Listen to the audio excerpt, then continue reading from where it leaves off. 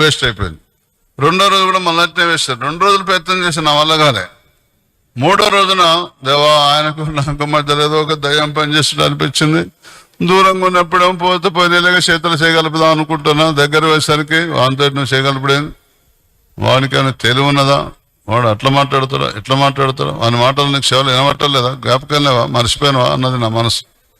మళ్ళా అట్లా చేస్తుంది. దేవా మరి ఆయనకు నాకు మధ్యలో ఏదో దయ్యంగా పనిచేస్తుంది, అందుకని సమాధాన పడలేకపోతున్నా. నువ్వు దయ్యాన్ని బంధిస్తే నేను అతనితో సమాధాన పడతా అన్నా. 2 రోజుల ప్రయత్నం వేస్ట్ అయిపోయింది. 3వ రోజున దేవుని సాయం కోరినా. నేను ఆయన దగ్గర పోతానికి సమాధాన పెట్టడానికి పోతున్నా. ఆయనే నన్ను మందలిచ్చాడు. ప్రైజ్లాడి బెదరన్నాడు. అబ్బా ఎంత మంచి ఛాన్స్ అంటే, ఇప్పుడు మీరు మీ వదినతోటి పంచాపెట్టుకున్నారు. 2 రోజులు ప్రయత్నం చేశాను, ఏం కుదరలేదు. మీ మనసే వద్దులే అన్నది. 3వ రోజు పోగానే ఎటు పోతున్నావు పిల్ల అన్నది అనుకో. ఆమె మీకు ఎంత సంబరం అవుతుంది. అట్లా అవుతుంది అనమాట దేవుని దగ్గర. తెలుసా? నాకు తెలిసిన ఒక అమ్మ వాళ్ళ మరితోటి పంచాయతీ పెట్టుకుంది. దేవుని నమ్ముకున్నది. నేను అందరితో సమాధాన పడాలన్నా. ఏం సమాధాన పడో ఏమో నాకు అర్థం కావట్లేదు.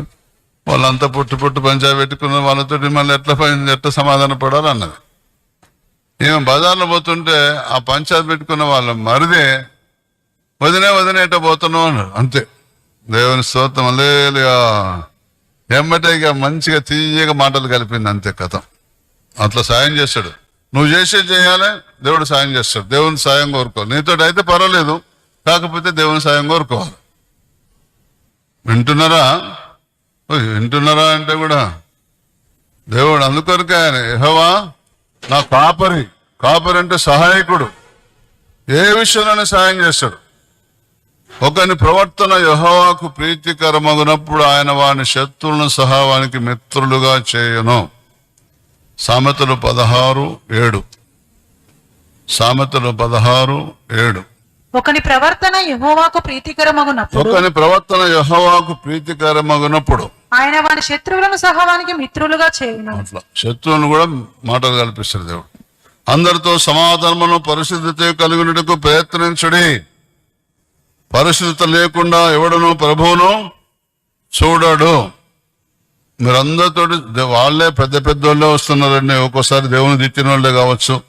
అనేక జనములను బలముల జనులను యెరూషలేములో సైన్యములకు అధిపతి యెహోవాను వెతుకుటకును యెహోవాను శాంతిపరచుటకును, అయ్యా ఒకప్పుడు నేను ఇష్టమించేట్టు దిట్టినమయ్యా, నీ భక్తులను చంపినమయ్యా, మమ్మల్ని క్షమించయ్యా.